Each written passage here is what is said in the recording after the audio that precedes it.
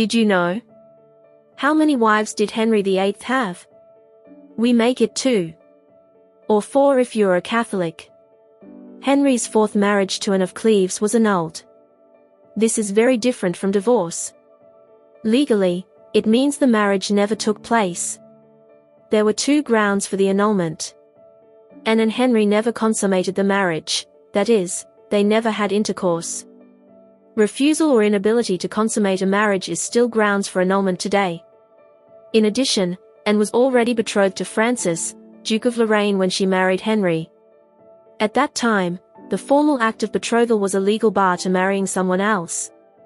All parties agreed no legal marriage had taken place. So that leaves 5. The Pope declared Henry's 2nd marriage to Anne Boleyn illegal, because the king was still married to his first wife, Catherine of Aragon. Henry, as head of the new Church of England, declared in turn that his first marriage was invalid on the legal ground that a man could not sleep with his brother's widow.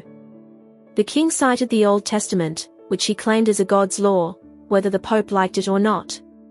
Depending on whether you believe the Pope or the king, this brings it down to either 4 or 3 marriages. Henry annulled his marriage to Anne Boleyn just before he had her executed for adultery. This was somewhat illogical. If the marriage had never existed, Anne could hardly be accused of betraying it.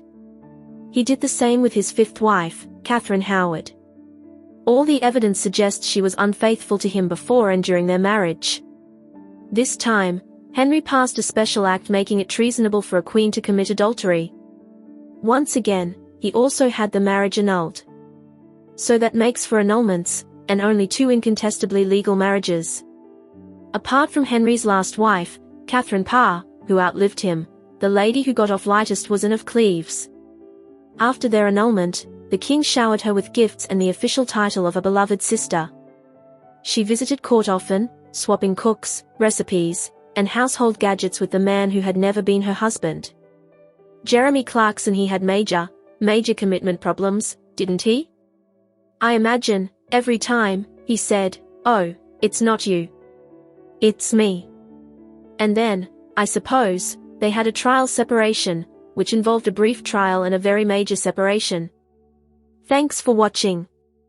Don't forget to like and subscribe for more amazing facts.